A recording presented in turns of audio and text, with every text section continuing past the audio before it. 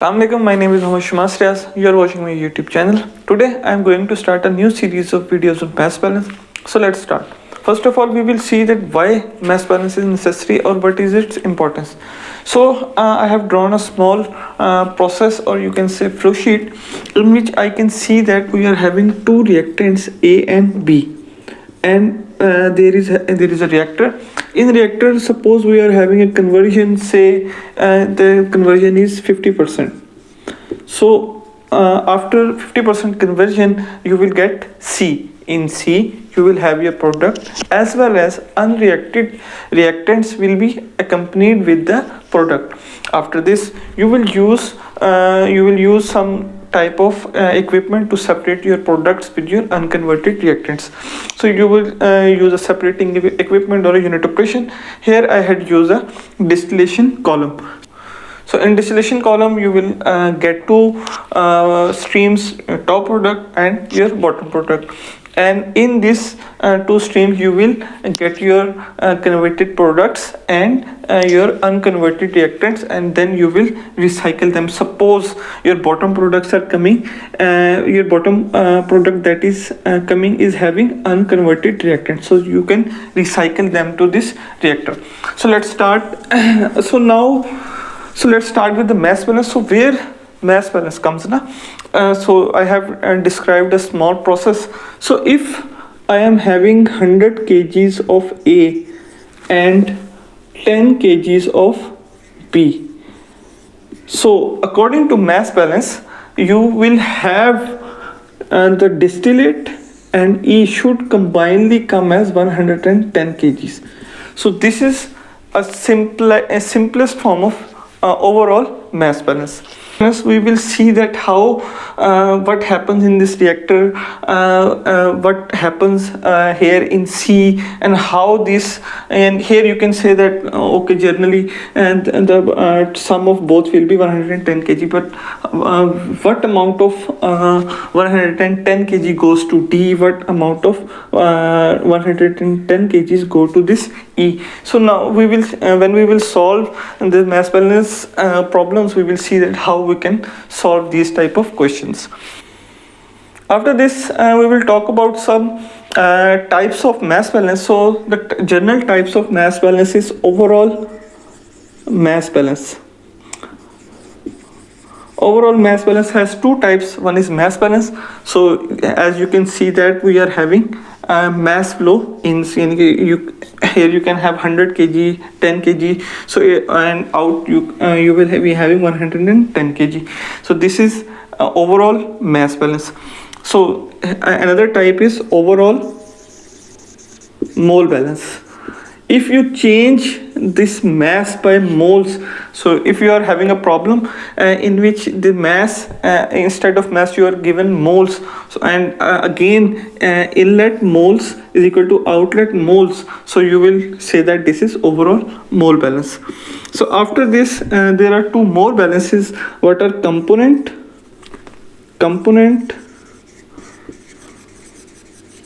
mass balance and component mole balance.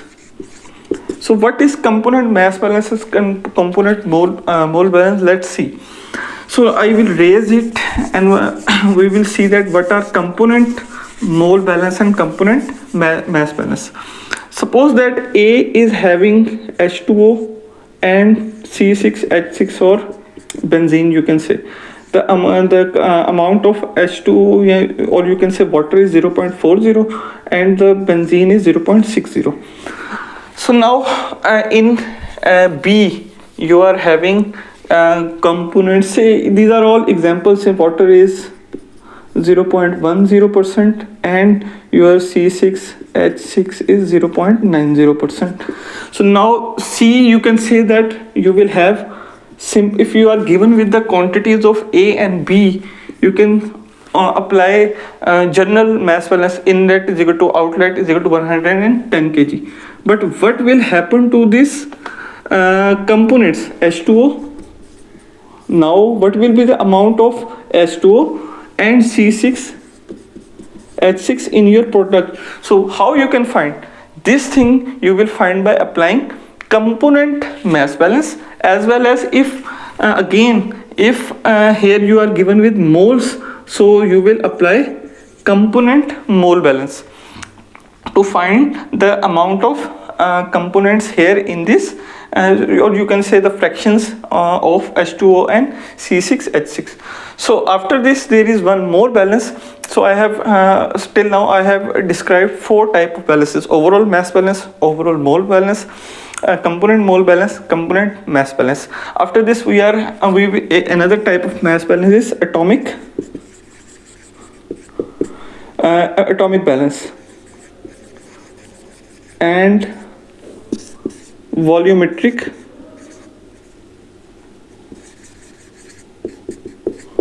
balance. So atomic balance or atomic species balance or volumetric mass balance are very less used, and I will explain in detail in the later part of this you can say playlist, when I will make videos related to the problems that will include atomic species balance or volumetric mass balance. So for now we have seen what is mass balance, we have seen what are its types, and after this the another thing is degree of freedom. So what is degree of freedom? Degree of freedom is number of unknowns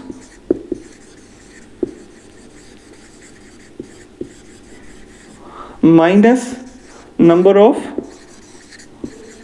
independent equations. So what is this? For the solution of every mass balance problem, you must have degree of freedom equal to 0. If your degree of freedom is not equal to 0, then you are not going to solve this problem, any mass balance problem. So now we will see that what is number of unknowns and what is number of independent equations. So let's take this example. So if I take this example, and for your easy understanding I will raise it as. So now you can see that we are having a process in which your A is given as, let me make some arrangements, or you can say so. So this is your problem. It is an exemplary problem. So now what are the number of unknowns present in this problem? So number of unknowns is water plus C6H6. So now this if we see that sum of water and benzene will be equal to 1. The component fraction will be equal to 1. Yeah, mole fraction is equal to mass balance, mass fraction, and the component fraction always equal to 1. So it's 0.5. So this other thing will be equal, will be become 0.5. So the number of unknown is only 1. So we can write degree of freedom is equal to number of unknown is only 1 minus number of independent equations. So what are the number of independent equations? All the independent components that are present forms the number of independent equations. So how many number of you can say that components are present? The components water and this benzene. So the number of components are 2. So the number of the degree of freedom will become minus 1. So now if the degree of freedom is equal to 0, you will get a unique solution.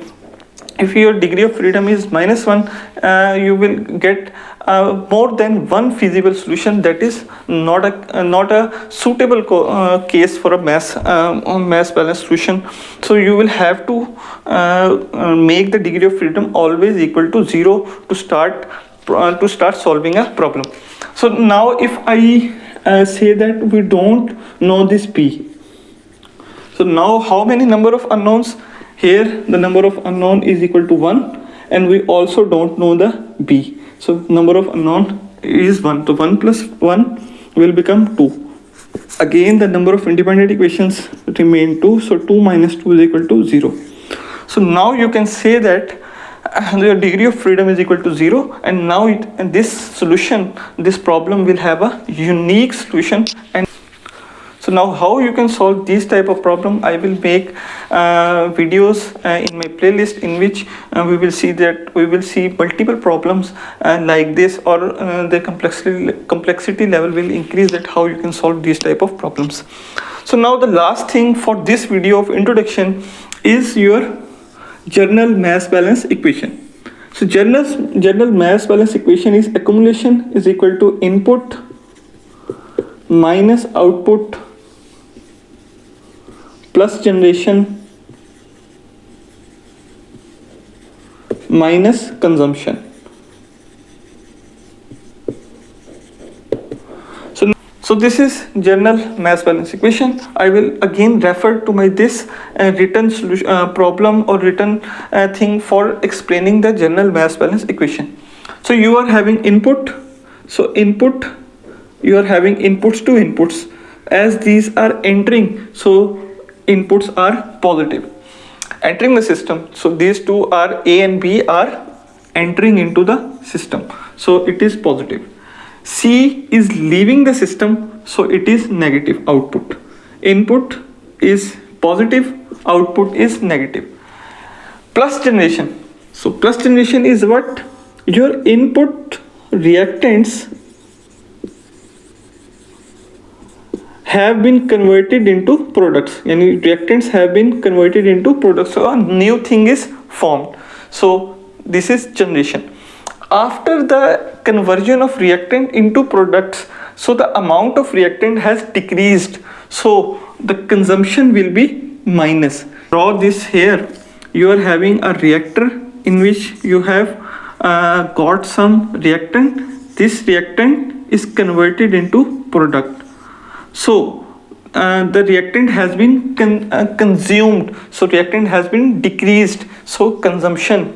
So like you can see that the amount of reactant is that is used to form product is defining the consumption, so it is negative. The product that is formed at the start of the reaction, there was no product, a new thing is formed, so generation, it is positive. Input, the thing entering, if a new thing is formed, you can say that, or a new thing or a thing is entering, you will say you will denote it positive. A thing that is leaving or being consumed, so you will give them a negative sign. So we will use this equation for solving our mass balance problems. So that's all for this video. In the next video we will solve problems related to mass balance. I hope you like the video. Subscribe to my channel. Asalam Alaikum.